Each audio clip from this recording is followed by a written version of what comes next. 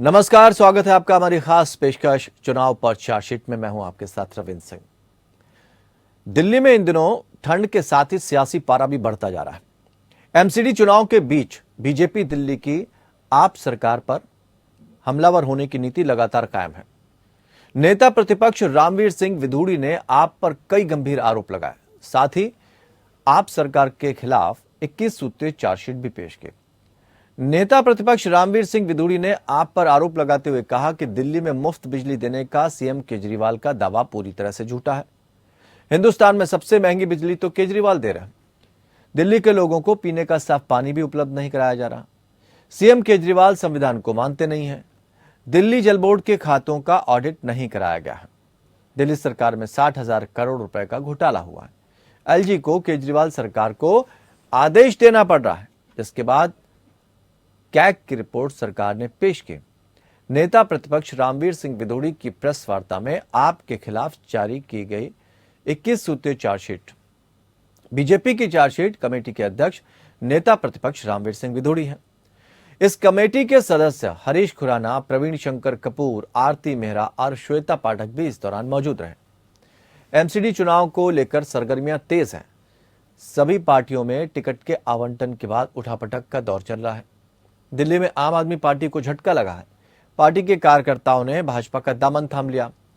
आपको बता दें कि दिल्ली में एमसीडी चुनाव को लेकर 4 दिसंबर को मतदान होगा, जबकि 7 दिसंबर को मतगणना होगी। दिल्ली के उप मुख्यमंत्री मनीष सिसोदिया ने कहा कि अभी केंद्रीय चुनाव आयोग जा रहा हूं। गुजरात में भाजपा ने गुंडों के दम पर सूरत ईस्ट से आप उम्मीदवार कंचन जरीवाला का अपहरण करवाया और फिर पुलिस के दम पर नामांकन वापस करवा लिया। ऐसे में चुनाव का क्या मतलब, बचाई क्या है फिर? दिल्ली के मुख्यमंत्री अरविंद केजरीवाल ने कहा कि गुंडों और पुलिस के दम पर उम्मीदवारों को अगवा करके उनका नामांकन वापस करवाया जा रहा है। इस किस्म की सरेआम गुंडागर्दी भारत में कभी नहीं देखी गई। फिर चुनाव का क्या मतलब रह गया? फिर तो जनतंत्र खत्म हो गया। बीजेपी ने इन 21 बिंदुओं की चार्जशीट जारी करते हुए आप पर निशाना साधा। अब चार्जशीट में जो बिंदु हैं उसको सुनिए।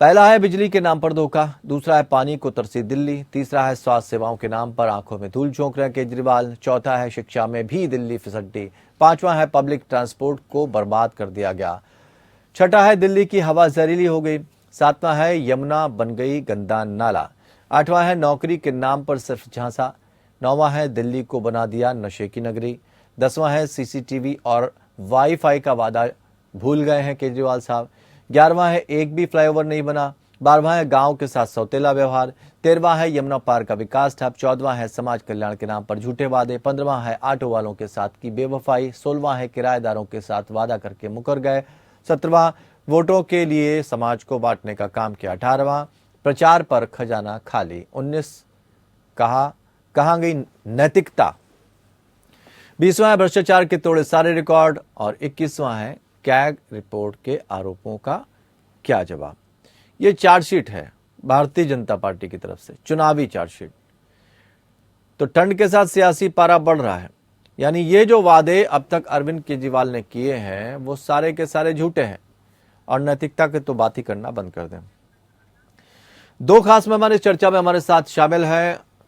आरके मिश्रा, प्रवक्ता भारतीय जनता पार्टी, और संजीव निगम, प्रवक्ता आम आदमी पार्टी। संजीव जी, ये क्या हो रहा है? कट्टर ईमानदार या कट्टर भ्रष्टाचारी या सिर्फ जुमलेबाज आप भी हो गए? इतने सारे आरोप लगा दिए हैं। देखिए, सवाल ये पैदा होता है कि आम आदमी पार्टी को जरूरत क्या थी पार्टी बनाने की? हम लोग पार्टी नहीं बनाना चाहते थे, हम लोग आंदोलन कर रहे थे और आंदोलन से क्या मांग रहे थे? जो आम आदमी की मूलभूत समस्याएं हैं उनका निदान हो, सिर्फ यही मांग रहे थे। लेकिन तत्कालीन सरकार जो बैठी थी उसने कहा नहीं जी, आपको चाहिए आप चुनाव लड़ करके आइए और फिर अपनी समस्याओं का। तो ये चुनौती स्वीकार की गई आम आदमी के लिए, पार्टी का गठन हुआ और आप उसके बाद से पार्टी गठन के बाद देख रहे हैं दिल्ली में पहले 49 डे के लिए, उससे दिल्ली की जनता प्रभावित होकर 67 सीटों के साथ मुख्यमंत्री बनाया दिल्ली में केजरीवाल साहब को। 5 साल सरकार चलाई, 5 साल के बाद हम लोग अगर हमारा काम किया हो तो हमें को न मत देना, दिल्ली को काम करना, दिल्ली ने दोबारा जो है हमें चुन के भेजा है, बढ़िया कर रहे हैं। नहीं, लेकिन सवाल तो ये है, जनता मानेगी कि नहीं मानेगी? ये जो उन्होंने बिंदु यहाँ पर रखे हैं, भ्रष्टाचार के सारे रिकॉर्ड तोड़े, प्रचार खजाना खाली, एडवर्टाइजमेंट पे पैसा लगाया जा रहा है, ये तो चीजें हम समझते हैं। आर.के. मिश्रा जी, इतनी सारी इस तरह से चार्जशीट लगाने की क्या जरूरत थी? ऐसा लग रहा कि आपका दामन तो बिल्कुल साफ है, आपके यहाँ तो कोई भ्रष्टाचारी है ही नहीं, आपके यहाँ तो सारे दूध के धुले हुए ईमानदार लोग हैं, ऐसा कुछ है क्या? रविंदर जी, इन पार्टी की जो हकीकत है वो बिल्कुल सामने आ चुकी है। देखिए, ये तो 21 सूत्री जो चार्जशीट की बात कर रहे हैं, मैं कहता हूं आप हर एक विधानसभा में जाकर के ग्राउंड रिपोर्ट, मैं आपको कहता हूं ग्राउंड रिपोर्ट, क्योंकि हम लोग जो लीडर हैं वो ग्राउंड के से जुड़े हुए हैं। हम लोग हर एक क्षेत्र में डोर टू डोर कैंपेन करते हैं, अपने क्षेत्रों में रहते हैं, जनता की समस्याओं को देखते हैं। अब देखिए, नाली, सड़क, नाली का निर्माण ये किसके हाथ में है? ये विधायक करवा सकता है, ये एमसीडी का काम नहीं है। एमसीडी सफाई करेगी नाली की, सड़क की। जहां पे सड़क नहीं है, जहां पे नाली नहीं है, आज विधायक से बात करने के लिए जाएंगे तो गुंडागर्दी पर उतर आते हैं। ये मैं छोटा सा एक घटना बता रहा हूं, जो कि पिछले संडे की बात है। एक कार्यक्रम था, वहां पर ये जो है सो यहाँ पर गुंडे माफियाओं की तरह जो है सो वहां पर वोटिंग करने लगे और एक दूसरे को मारपीट करने लगे। अगर आज मान लीजिए स्थिति, अगर नाली का निर्माण कौन करेगा, सड़क का निर्माण कौन करेगा, ट्रांसपोर्टेशन की व्यवस्था कौन करेगा? मैं कह रहा हूं, आज दिल्ली आज व्यवस्था करेगा। आज रिपोर्ट की बात कर रहे हैं, लेकिन वो तो ये कह रहे हैं कि अभी कूड़े के ढेर और लगेंगे। इतने कूड़े के ढेर हटाने की बात कही गई थी, उन्होंने कहा कि हर शहर में, हर देश में होते हैं कूड़े के ढेर। तो अरविंद केजरीवाल तो कह रहे कूड़े के ढेर कहाँ होते हैं, साहब दिखा दीजिए जरा, बाकी देशों में कोई एक एग्जाम्पल दे दीजिए। तो आईने में कभी खुद को भी देखा जाएगा या सिर्फ दूसरों पे आरोप लगाए जाते रहेंगे? नहीं, मैं बिल्कुल दोनों पर लगेगा आरोप। मैं कह रहा हूं जो कि दोनों पर प्रश्न पूछा जाएगा। मैं कह रहा हूं, एक चीज बताइए, 900 करोड़ का एनजीटी ने किसके ऊपर में फाइन किया? क्यों? क्योंकि इनकी अफसर की लापरवाही, दिल्ली सरकार की लापरवाही की वजह से इनके ऊपर में 900 करोड़ का फाइन लगाया एनजीटी ने। आज जमुना की सफाई को लेकर के ले लें, सड़क कहीं नहीं है, सड़क में गड्ढे पड़े हुए हैं, नाली बिल्कुल हो चुकी है। आज इनसे अगर प्रश्न पूछा जाए तो ये गुंडागर्दी पर उतरते हैं। आप लोगों ने देखा, हमने देखा किस तरह से इनके जो टिकट मांगने वाले थे, 90 लाख रुपए, जबकि एसीबी की कार्रवाई हम लोगों के सामने में है, कोई ज्यादा दिन नहीं हुआ, 1-2 दिन पहले की बात है। और किस तरह से इनके विधायक, इनके जो पीए हैं, इनके जो सहायक हैं, इनके रिश्तेदार हैं, किस तरह से वसूली करने के चक्कर में और कैसे कैसे टिकट बेचने के, ये इल्जाम किसके ऊपर में है? आज एसीबी की कार्रवाई किसके ऊपर हो रही है? ये सारी व्यवस्थाओं को जिस तरह से जड़ से हिलाने का काम आज 8 साल के अंदर में आम आदमी पार्टी ने किया है, इस चीज को देखना पड़ेगा और जनता को समझनी पड़ेगी आपके लिए कौन सा बेहतर विकल्प है। आप एमसीडी की चुनाव में ये बिल्कुल एक्सपोज हो चुके हैं रविंदर जी, मैं आपको बताऊं, ये बिल्कुल एक्सपोज हो चुके हैं। जो एक सैद्धांतिक और नैतिकता की बात करते थे, आज बिल्कुल यहाँ पर इनके हकीकत बिल्कुल जनता के सामने में है और जनता बिल्कुल 4 दिसंबर को देखेगी। जो कि एमसीडी में तो आम आदमी पार्टी कहां से आ गई? एमसीडी में जहां जहां इनके पार्षद हैं, मैं वो चीज कह रहा हूँ, एक तो बड़ी उतनी संख्या में नहीं है ना सर। संजीव निगम जी, एक बहुत गंभीर बात कही उन्होंने कि आप जिस तरह के वादे करके आए हो, उस तरह के वादों को अब जनता जान चुकी है। वो कह रहे हैं एनजीटी ने 900 करोड़ का फाइन आप पे लगा दिया। यमुना की सफाई की बात तो हमें भी याद है कि यमुना की सफाई की बात बड़े जोर शोर से की थी अरविंद केजरीवाल ने। रविंद्र जी, ये एमसीडी का चुनाव हो रहा है ना, 15 सालों से एमसीडी में ये विराजमान थे। इसे पूछिए कि क्या किया इन्होंने और क्या करेंगे और क्यों चुने आपको दिल्ली की जनता? नहीं, ये जो फाइन लगा है, एक मिनट सवाल सुन लीजिए पहले। अभी ये एमसीडी का चुनाव हो रहा है, जब दिल्ली सरकार का चुनाव होगा हम उसमें बकायदा रिपोर्ट कार्ड जारी करेंगे और उसमें आपका पूरा अधिकार होगा और हम जनता से सामने कह रहे हैं। छोटे मोटे काम तो आपके विधायक करवा सकते हैं, उन्हें काम करने की जरूरत क्या है भाई? काम अगर हमने किया हो तो दोबारा चुनना, वरना न चुनना। हम तो ये सिद्धांत नहीं। संजीव जी वो ये कह रहे हैं कि ये छोटे मोटे काम जो है, नाले बनाना, ये बनाना, ये तो विधायक कर सकता है, एमसीडी क्या जरूरत पड़ेगी? जो काम जिसके लिए एलोकेटेड है हमारे तरफ से, दिल्ली सरकार की तरफ से पूरा किया जा रहा है। इनकी ये जो भारतीय जनता पार्टी के लोग हैं, एमसीडी में बैठे थे, ये इन्होंने क्या किया, सहयोगात्मक रवैया नहीं अपनाया कि दिल्ली सरकार के साथ हम कोऑपरेट करके काम करें। इन्होंने जानबूझ करके हर्डिल पैदा किया, ऐसा ऐसा अवरोध लगाया जिससे कि दिल्ली सरकार तो डिफेम हो और हमारे ऊपर कोई आंच ना आवे।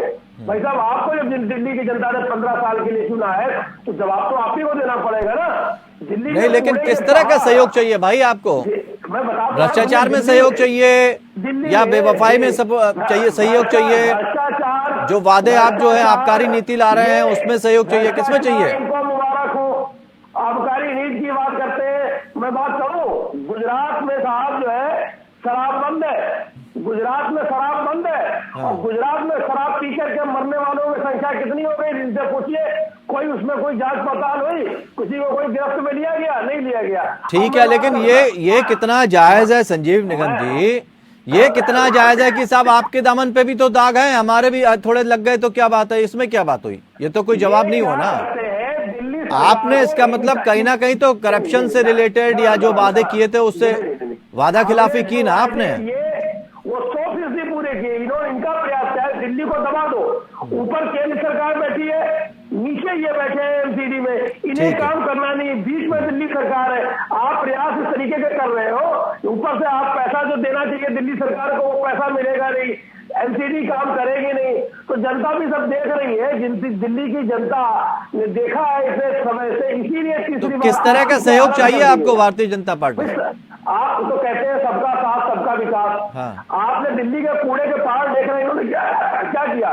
कूड़े के पहाड़ की हाइट कम कर दी, उसको चारों तरफ फैला दिया और हाइट कम कर दी। आप दिखाने का प्रयास कर रहे हो कि कूड़े के पहाड़ छोटे हो गए। अभी इसी चक्कर में एक गाड़ी, चलिए जवाब ले लेते हैं, जवाब ले लेते हैं आर.के. मिश्रा जी। ठीक है, अब जवाब ले लेते हैं आर.के. मिश्रा जी। संजीव निगम से सुन लिया आपने, उनके जवाब तो देने, कूड़े के ढेर का जवाब देना है, सहयोग आप कर नहीं रहे। एक डायलॉग हम आपको याद दिला दे रहे हैं, उमा भारती जी का था कि अगर गंगा साफ नहीं हुई, निर्मल नहीं हुई तो हम क्या कर लेंगे। ये तो उन्होंने साफ कहा था, हो गई आज तक? देखिए, गंगा की सफाई की बात हम कर लें तो निश्चित तौर पर देखिए, चाहे बनारस का हो, चाहे आप देखेंगे कानपुर का गंगा हो, चाहे आप देखेंगे पटना का गंगा, जहां जहां भी हमने देखा है जो कि शहर है, वहां पर जिस तरह की स्थिति थी उसमें हमने बहुत ही ज्यादा बेहतरी की है। निश्चित तौर पर आपने कहा क्या प्रयास किए गए? आपने जी रविंद्र जी, क्या प्रयास किए गए? प्रयास मैंने जैसे कहा जो कि गंगा की सफाई की जहां तक बात है, आज आप देखेंगे वहां पर जिस जमुना और गंगा में डुबकी लगाने से लोग कतराते थे, आज जमुना की क्या स्थिति है हम सब जानते हैं, लेकिन गंगा में डुबकी लगाने से कोई परहेज नहीं कर रहा है। आज मैं कह रहा हूं काशी, आज देखेंगे कानपुर, चाहे पटना, जहां जहां शहर सटा हुआ है वहीं पर गंदगी जहां पर हम लोग बात करते थे, आज उनकी स्थिति बहुत बेहतर है। ये हम लोगों ने प्रैक्टिकली देखा है इस चीज को। लेकिन जहां तक बात है ये आरोप प्रत्यारोप की, मैं कह रहा हूं दिल्ली की जनता जो इनको राजनीतिक पटल दिया था, जो इनको एक मजबूत, वो तो कह रहे हैं आप सहयोगी नहीं करते हैं, आरोप लगा लेते हैं, आपके यहाँ जो दागी लोग हैं उन पर कार्रवाई नहीं होती है और दिल्ली सरकार अगर काम करती है तो उसमें आप अड़ंगा लगाते हैं। रविंदर जी कहाँ सहयोग करें? क्या आपने शराब नीति लाई उसके ऊपर में सहयोग करें? क्या तो वो तो कह रहे हैं गुजरात में कितने लोग मर गए इसके बारे में बता दीजिए, दो तरफा नीति क्यों?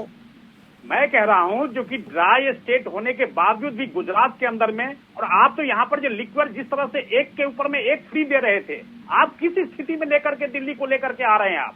मैं कह रहा हूं आज दिल्ली के अंदर में जो नाले हैं आप देखेंगे बिल्कुल सड़क के साथ समतल हो चुकी है, सड़क नहीं है, ट्रांसपोर्टेशन व्यवस्था। जिस विधानसभा से मैं आ रहा हूं, मैं उस विधानसभा की बात कर रहा हूं, पहले ट्रांसपोर्टेशन बहुत बेहतर स्थिति में था। ठीक, ट्रांसपोर्ट तो सड़क की स्थिति है, रोज लोग घायल हो रहे हैं सड़क की स्थिति की वजह से, यहाँ पर कोई व्यवस्था नहीं है।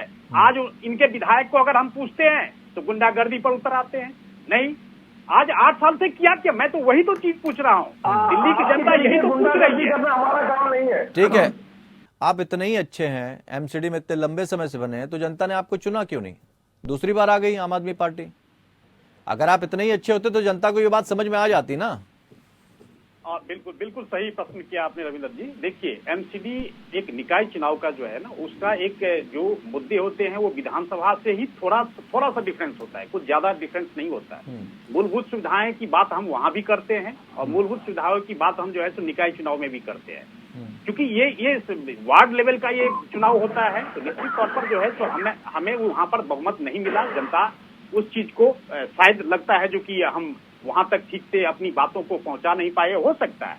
या ऐसा तो नहीं कि हिंदुत्व की बातों से, जुमलेबाजी से या हवाई बातों से जनता बहला फुसला नहीं पाया आप दिल्ली की जनता, क्योंकि शायद पढ़े लिखे लोग ज्यादा हैं, भावनात्मक रूप से वो कोई फैसले नहीं करते। दिल्ली की जनता बिल्कुल पढ़ी लिखी है, इसमें कोई दो मत नहीं है। और उन्होंने शायद चुना होगा कहीं ना कहीं हमें देख करके जो कि हाँ ठीक है, एक नई पार्टी है, नई सोच के साथ हो सकता है जो कि आया है, और भाजपा को साइड करके इन्होंने इनको चुना। मैं ये नहीं कह रहा हूं जो कि जनता ने जिसको आशीर्वाद दिया मैं सर माथों पर लेता हूं। लेकिन एक चीज जरूर मैं आपको बताऊंगा रविंद्र जी, आपके चैनल के माध्यम से, क्योंकि यहाँ पर आप ग्राउंड रिपोर्ट जब जाकर के देखेंगे तो इन्होंने 8 साल से वृद्धावस्था पेंशन बंद कर रखी है। इन्होंने 8 साल से कोई नया राशन कार्ड नहीं बना है। मैं बहुत ही संवेदनशीलता के साथ कह रहा हूं, और हमारे यहाँ हजारों के संख्या में लोग आते हैं, पूछते हैं जो कि नया राशन कार्ड कब से बनेगा, हमारी पेंशन नहीं मिल रही है।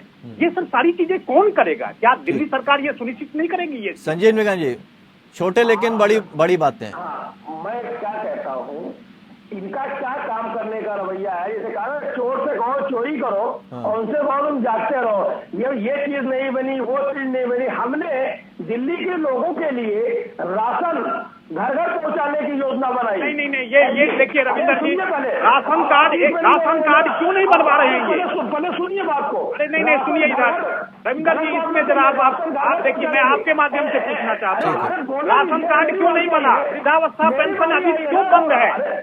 मैं बता दो, सुन लेते हैं, जवाब सुन लेते हैं, पहले जवाब सुन लेते हैं। बेईमानी, जो चोरी पहले की सरकार ने कर रखी थी, उसको बंद करने के लिए हम राशन घर घर तक पहुंचा। एलजी साहब के माध्यम से आपने रोड़ा लगवाया। संजीव निगम जी, उनका सवाल दूसरा है। संजीव निगम जी, उनका सवाल ये है कि राशन कार्ड क्यों नहीं बने? मैं बता दो रहा हूँ, राशन कार्ड जब हम कह रहे हैं कि घर घर राशन पहुंचाएंगे, राशन कार्ड का क्या होता है? दोनों में अंतर है ना, पहुंचाने की योजना पे दोनों में अंतर है सर।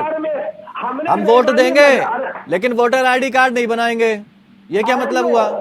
आरटीओ में हमने ताला लगा दिया, दिल्ली में दिल्ली में ताला है आरटीओ में, भ्रष्टाचार बंद कर दिया, 0 टॉलरेंस है। कोई भी काम अपने घर से, कोई भी लोग घर से एक क्लिक में चीजें बनवा सकते हैं। आपके तरीके नहीं है। नहीं, वो ये कह रहे हैं शिक्षा में क्या आपने नया कर दिया? शिक्षा में दिल्ली, आप कह रहे हैं कि हमने बहुत अच्छे स्कूल बनवा दिए, हमने ये कर लिया वो कर लिया, लेकिन शिक्षा के स्तर पर दिल्ली है कहाँ आजकल? पहले की सरकारें क्या करती थी, जो मंत्री होते थे सरकार के, वो बाहर चले गए, दौरे में सीख करके आ गए साहब। हमने अपने दो प्रश्न है मेरा, मुझे दो प्रश्न है जी, आ रहे मिशेल को हमने बाहर भेजा। 8 से 4 साल पहले निगम साहब, 8 से सुन लीजिए निगम साहब, आज से 4 साल पहले भी बहुत सारी चार्जशीट लगी थी। आपको याद होगा, कई आरोप लगे थे आपके 21 नेताओं के ऊपर, 21 एक दो नहीं, 21 नेताओं के ऊपर। मैं वो सब आपने देखा है ना, कोर्ट ने सब बाइक जारी कर दिया।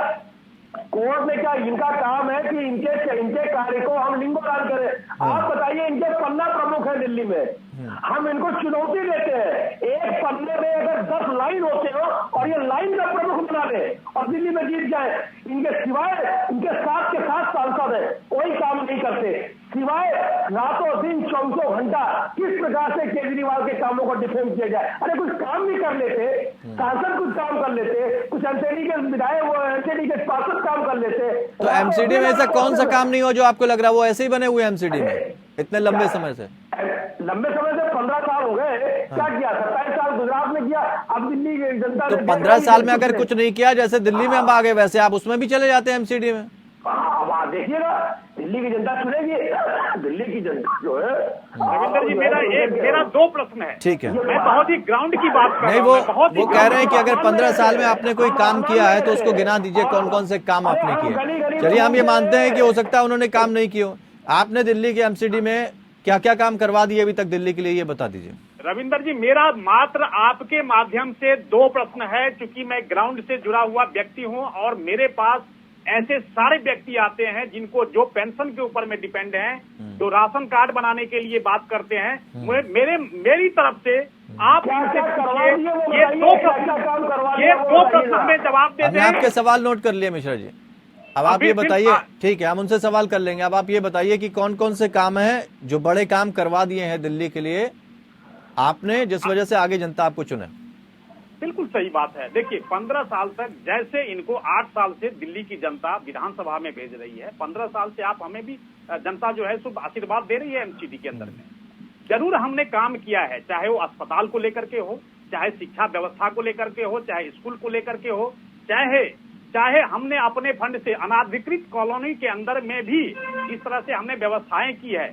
ये तो दिल्ली सरकार का काम है, लेकिन उन्होंने नहीं किया। लेकिन हम अपने फंड से जहां तक भी हुआ है हमने उनका विकास भी किया है। आज इनका सीवर प्रोजेक्ट कहां पे है, आज इनकी सड़क की व्यवस्था क्या है, आज इनकी नालियों की व्यवस्था क्या है। मैं तो पूछना चाहता हूं आपके चैनल के माध्यम से, बड़ी प्रखरता से पूछना चाहता हूं, जो कि आज अगर ये एमसीडी में दावा कर रहे हैं जो कि हमें चुना जाए, किस वजह से चुना जाए, क्या क्या इन्होंने, क्या जब ये विधानसभा गए हुए थे उस समय में जो किए हुए वादे थे क्या उन्होंने पूरे किए? नहीं, वो तो ये कह रहे हैं कि जब भी आम आदमी पार्टी की तरफ से काम करते हैं, फाइल राज्यपाल के पास पहुंचती है, उपराज्यपाल के पास, तो वहां पे अड़ंगा लगा दिया जाता है। ये बहाना जो है, भी राज्यपाल आ रहा है है। उनसे उनकी तुनक मिजाजी हो जाती है। रविंदर जी एक चीज बता देता हूं, जो काम करने वाला व्यक्ति और पार्टी नहीं होता है ना, वहां पर बहाने बहुत चलते हैं। आज अगर मान लीजिए हमने अगर एमसीडी में काम नहीं किया तो आज 15 सालों से हम कैसे, जनता हमें आशीर्वाद दे रही है, एक चीज बता दीजिए। शायद लग रहा है जो कि 2020 तो विधानसभा में आशीर्वाद क्यों नहीं दे पा रही? मैंने क्या कहा, जनता के आशीर्वाद को मैं सर आंखों पे लेता हूं।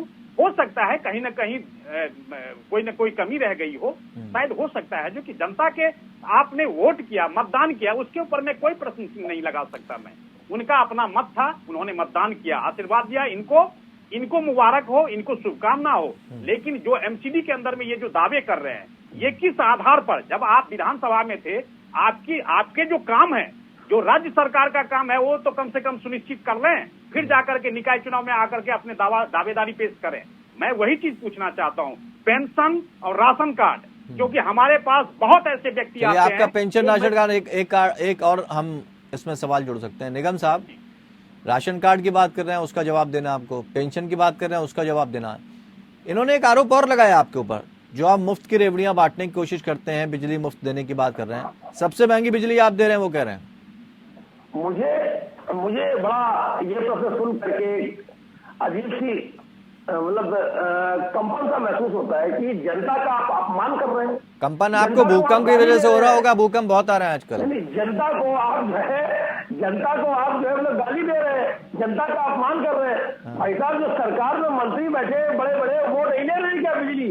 उनको 3-3 हजार 4-4 हजार यूनिट मिलती है, वो लेते हैं कि नहीं लेते? वो क्या है, वो मुफ्त की रेवड़ियां नहीं है। अगर कोई सरकार अपनी जनता को कुछ देती है, किसी प्रकार का सहयोग करती है, आप जरा चले जाइए। अच्छा, इस चार्जशीट का जवाब कैसे देंगे? अब आप भी गोलमोल बातें कर रहे हैं, जवाब नहीं दे रहे हैं। विश्व के देशों का सर्वे कर लीजिए, कितनी देश की सरकारें अपने यहाँ शिक्षा मुक्त किया हुआ है और स्वास्थ्य बेहतर सुविधा के लिए व्यवस्था की गई है। क्या ये बुरी बात है? क्या ये खराब बात है? एमसीडी जीत पाएंगे? एमसीडी जीत पाएंगे आप? आपका मंत्री ले सकते हैं। जनता को याद दिला दिया उन्होंने, एमसीडी जीत पाएंगे आप? एमसीडी जीत पाएंगे? एमसीडी का चुनाव जीत पाएंगे आप? ये बता तो दीजिए संजीव निगम जी, कहाँ जा रहे हैं? ये देखिए, मैं जो आपको बता रहा हूँ, मैंने इनको खुला कहा, ये 15 प्रमुख नहीं, पन्ने के अंदर 10 लाइनें आती है, लाइन का प्रमुख बना दे और दिल्ली का चुनाव जीत करके दिखा दे, क्योंकि जनता को इन्होंने धोखा दिया है और दिल्ली की जनता समझदार है। आर.के. मिश्रा जी, कंपन उनको महसूस हो रहा, आपको हो रहा? चलते चलते जवाब दे दीजिए। सर ऐसा है, देखिए, घबराहट तो नहीं रही जिस वजह से ये सारी चीजें दिखाई जा रही हैं? देखिए, कंपन किसको हो रहा है वो हमने सबने देखा है, जो किस तरह से खरीद फरोख्त हो रही है टिकटों की। आज अगर हम देखेंगे तो निश्चित तौर पर किस तरह से इन्होंने भ्रष्टाचार को बढ़ावा दिया है और ये हम सबके सामने में है। कहीं कोई ये तो उल्टा चोर कोतवाल को डांटे वाली बात हो गई। इतने सारे लोग आरोप आपके ऊपर लग रहा है, आपने उनके ऊपर आरोप लगा दिया टिकट का। खैर, ये आरोप प्रत्यारोप का दौर है। जुदेव थे इनके नेता मध्य प्रदेश, बोलते थे खुदा कसम, पैसा जो है खुदा तो नहीं, खुदा से कम नहीं, डूबे आकंठ इस बात से कौन इनकार कर सकता है सर? लेकिन जमीन नहीं गिरना चाहिए, जमीन नहीं गिरना चाहिए। खैर, बहुत बहुत शुक्रिया आप दोनों मेहमानों का इस चर्चा में शामिल होने के लिए। लेकिन ये जो आरोप पत्र लगाए हैं, इन आरोपों में कितनी सच्चाई है ये तो जनता जानती है। अगर ये आरोप लगाए हैं और अरविंद केजरीवाल ने काम किया है तो भारतीय जनता पार्टी को ये दांव उल्टा पड़ जाएगा, और अगर ये सही बातें हैं तो फिर आम आदमी पार्टी के लिए संकट खड़ा हो सकता है आने वाले चुनाव में। फिलहाल हम तो यही कहेंगे कि जनता जनार्दन होती है और देखते हैं क्या होता है चुनाव के वक्त। फिलहाल इतना ही, नमस्कार।